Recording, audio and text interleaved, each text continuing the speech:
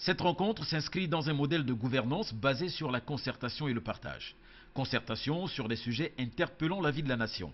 Hier, le chef de l'État Ali Bongo Ondimba appelait à une concertation autour du dossier Ilmbagné.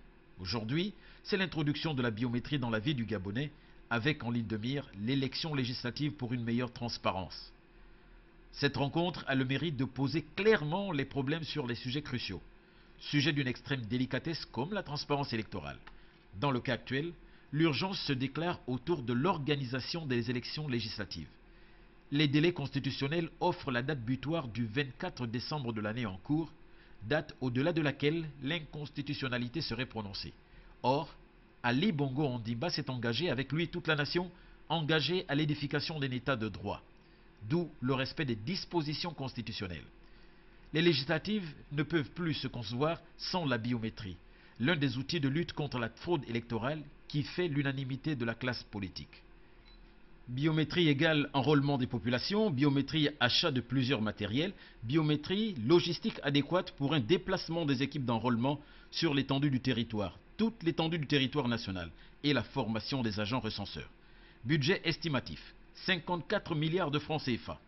Biométrie égale modification de la loi électorale et de certaines dispositions constitutionnelles. Cette biométrie, en définitive, appelle de la classe politique nationale un consensus sur un certain nombre de variantes pour des décisions prometteuses au service de la démocratie et de la transparence électorale.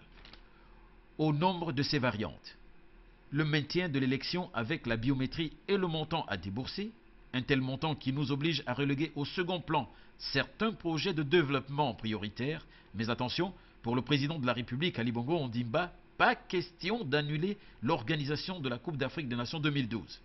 L'autre variante nous propose une élection sans biométrie. Non, la biométrie est incontournable pour toute la classe politique. Reste le report. Mais au préalable, saisir la Cour constitutionnelle pour exprimer et défendre le cas de force majeure. Tout le monde est informé, le souhait du président de la République est celui de voir les partis politiques réfléchir et débattre de toutes ces variantes et proposer une démarche consensuelle. Rendez-vous est pris à cet effet pour le 9 mai prochain au Palais de la Présidence de la République.